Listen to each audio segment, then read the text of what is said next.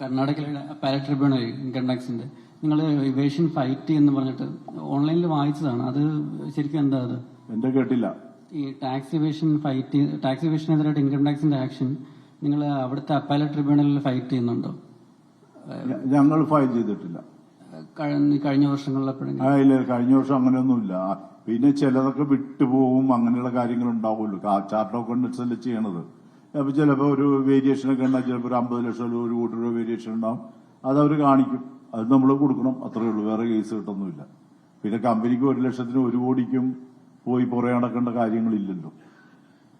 അതുപോലെ ഈ ഇതൊരു ടാക്സ് സിസ്റ്റത്തിന്റെ വ്യക്തിമായിരുന്നു റോയി. ഇങ്ങനെ ഒരു ടാക്സ് സിസ്റ്റം കോർപ്പറേറ്റ് ഫ്രണ്ട്ലി അല്ലാത്തതുകൊണ്ട് സംഭവിച്ചതാണെന്ന് പറഞ്ഞിട്ട് പൊളിറ്റിക്സ് ഇൻവെസ്റ്റിഗേഷൻ ആവശ്യപ്പെട്ടിട്ടുണ്ട്. അങ്ങനെ നിങ്ങൾക്ക് തോന്നുന്നുണ്ടോ? അത് എനിക്ക് അതിൻ്റെ അതൊന്നും പറയാനില്ല. പൊളിറ്റിക്കലായിട്ട് പല പല കാര്യങ്ങളുണ്ടാവും. നമ്മൾക്കൊരു പൊളിറ്റിക്കൽ പാർട്ടിയായിട്ട് ഒരു ബന്ധവും ഇല്ല, ഒരു വിധത്തിൽ അലയൻസും ഇല്ല, ഒന്നുമില്ല. അതൊക്കെ ഓരോരോ പൊളിറ്റിക്കൽ പാർട്ടികളുടെ ഇതാണ്. ഞങ്ങൾക്ക് യാതൊരുവിധ കംപ്ലൈന്റും അതുമായിട്ടില്ല.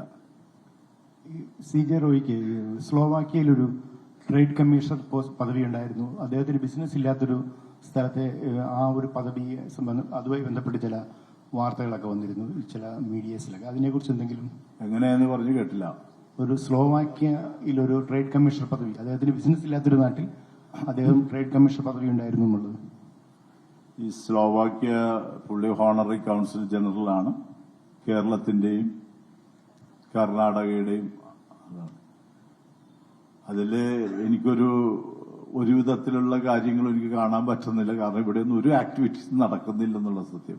പക്ഷെ ഗവൺമെന്റ് ഓഫ് സ്ലോവാക്യയുടെയും അതുപോലെ തന്നെ ഇന്ത്യയുടെയും ഒരു റിക്വയർമെന്റ് ആണ് ഇതുപോലുള്ള ഒരു എംബസി മാത്രം വെച്ചുകൊണ്ട് പ്രവർത്തിക്കുമ്പോൾ ഇതുപോലെ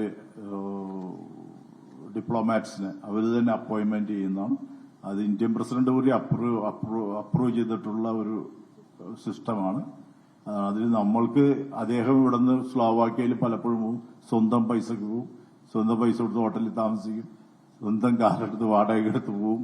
അങ്ങനെയൊക്കെയാണ് അവിടെ ചെന്നിട്ട്. അദ്ദേഹത്തിന് ഇതിന്റെ ഒന്നും ഒരു കാര്യമില്ല. പക്ഷെ പുള്ളിക്ക് അങ്ങനെയുള്ള കാര്യങ്ങളുണ്ടായിരുന്നു, അതുകൊണ്ട് ചെയ്തു മാത്രം. അല്ലാതെ ഇത് ഫിനാൻഷ്യലായിട്ടും ബെനിഫിറ്റ് ഉണ്ടാക്കാനായിരുന്നില്ല. അതിൻ്റെ പലരും പറയുന്നുണ്ട് അവിടെ നിന്ന് അവർ വഴി കുറെ കോൺട്രാക്റ്റും ഓർഡേഴ്സും ഒക്കെ കിട്ടിയിരുന്നു. സീറോ. ഒരാൾക്കും അതിന്റെ ഒരു കാര്യം പോലും നമ്മളെ ധരിപ്പിക്കാൻ സാധിക്കില്ല എന്നുള്ളതാണ്. ഹൈക്കോടതിയിലെ ആ പെറ്റീഷൻ റോയ് സാറിന്റെ ഒരു ലാസ്റ്റ് റിസോർട്ട് പോലെയാണ് തോന്നിയിരുന്നത്. അത് ഒരു കോടതിയുടെ ഒരു മോണിറ്ററിംഗിൽ, ഒരു ജുഡീഷ്യൽ സിസ്റ്റത്തിന്റെ മോണിറ്ററിംഗിൽ IT-യുടെ ആക്ടിവിറ്റിയെ മുന്നോട്ട് നയിക്കാൻ പറ്റുമായിരുന്നു ഒരു പക്ഷേ പെറ്റീഷനെ. ആ പെറ്റീഷൻ ലിഫ്റ്റ് ചെയ്തത് ഒരു ബുദ്ധിമോശമായെന്ന് താങ്കൾക്ക് ഇപ്പൊ തോന്നുന്നുണ്ടോ? എനിക്ക് അങ്ങനെയുള്ള കാര്യങ്ങളില്ല. കാരണം ഒരു വിധത്തിലും ഒരു ഗവൺമെന്റ് ഏജൻസിയായിട്ട് പലരും പറയുന്നത് കേട്ടുകൊണ്ട് ചെയ്യേണ്ട കാര്യമില്ല. അത് അവരോട് റബ്ബ് ചെയ്യേണ്ട കാര്യമില്ല. ഫസ്റ്റ് ഓഫ് ഓൾ നമ്മൾക്ക് എന്തെങ്കിലും IT-യുടെ കാര്യങ്ങളുണ്ടെങ്കിൽ നമ്മളത് എവിടെ കോടതി പോയാലും എവിടെ സ്റ്റേ ചെയ്താലും നാളെ അല്ലെങ്കിൽ മറ്റൊന്ന് അത് ആൻസറബിൾ ആണ്. അപ്പൊ IT-യുടെ കാര്യങ്ങൾ അവർ സെർച്ച് നടത്തി അവരെന്തെങ്കിലും കണ്ടുപിടിച്ചാൽ ഡെഫിനറ്റ്ലി നമ്മൾക്കുണ്ടാകുന്ന തെറ്റുകളായിരിക്കും. ഏതായാലും മനഃപൂർവ്വമൊന്നും ചെയ്തു വെച്ചിട്ടില്ല. അപ്പൊ അതുകൊണ്ട് അത് അതിന്റെ രീതിയിൽ പോകും. നമ്മൾ അതുമായിട്ട് യാതൊരു വിധത്തിലുള്ള ബെനിഫിറ്റ് ഉണ്ടാക്കാൻ ശ്രമിച്ചിട്ടില്ല. അതുകൊണ്ട് തന്നെ കേസ് പിൻവലിക്കാൻ പറഞ്ഞു. ഒരാളുടെയും പ്രഷറോ ഇൻഫ്ലുവൻസോ അതിൻ്റെ അകത്തില്ല.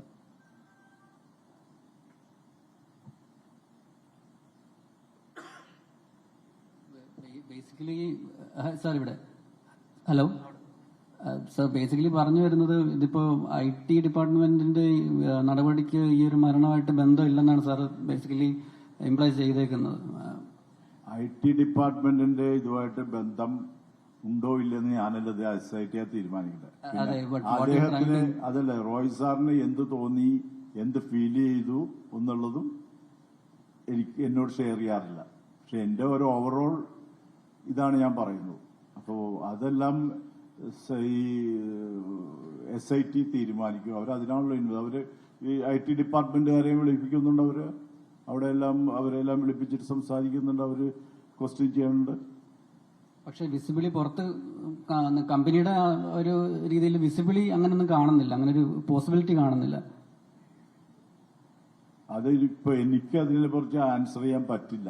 ഞാൻ അതാ പറഞ്ഞത്, അതെല്ലാം കമ്പനിയുടെ എന്റെ പെർസ്പെക്റ്റീവില് ഇതാണ് എന്നുള്ളത്. അത് അവരൊന്നും അത്ര മോശമായിട്ടൊന്നും ഒരു യെസ് റീസണബിൾ ആയിട്ടായിരുന്നു അവരെല്ലാ കാര്യങ്ങളും ചെയ്തിരുന്നത് എനിക്ക് പറയാൻ പറ്റുള്ളൂ.